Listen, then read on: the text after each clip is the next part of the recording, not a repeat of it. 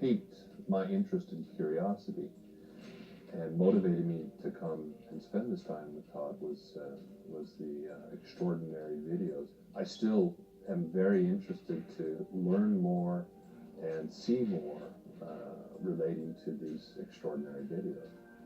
Because if indeed they are clearly some of the most astounding photos of Sasquatch in existence.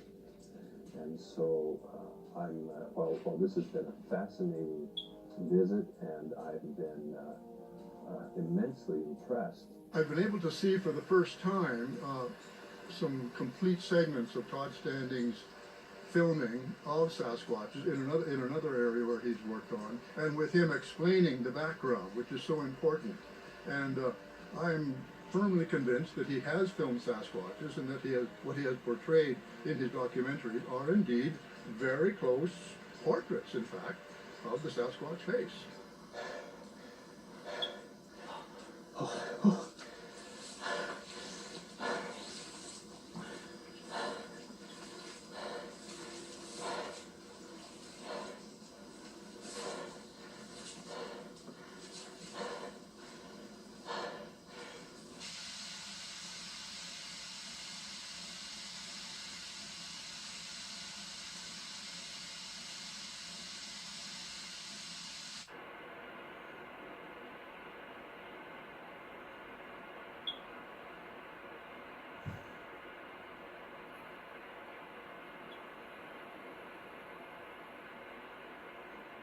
For the video, I zoomed in 20 times optical and obviously had no tripod.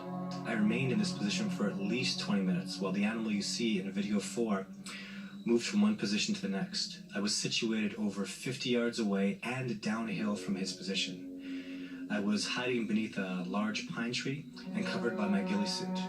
The snow was melting, so I was having to switch back and forth from video camera to still camera as water would drop down onto the lenses. He would regularly disappear from my line of sight, as I'm sure he was searching for me in a direction of about 180 degrees. This animal certainly knew I was around, but I suspect that he had no idea how close I actually was. What they were doing, it was amazing how they had this spectacularly implemented plan to ensure that I didn't get into the spot I wanted. The day watcher had discovered me, and I became aware of it. Moments later, he disappeared, and I knew at that point that he'd alerted the main group. And I expected that, as in the past, these animals would simply move away. This group is entirely different from the previous group I was studying Sylvanic. Previously, they would become aware of us, they would simply move away, and really have virtually no interaction with us after that. This species, I would say, based on where they are, because the region that they inhabit is overlooking an area where hunters hunt and kill. They see men with guns all the time from their high points up in the mountains. They stand their ground. These guys don't back away, they don't run away, they stand their ground, and they push me out.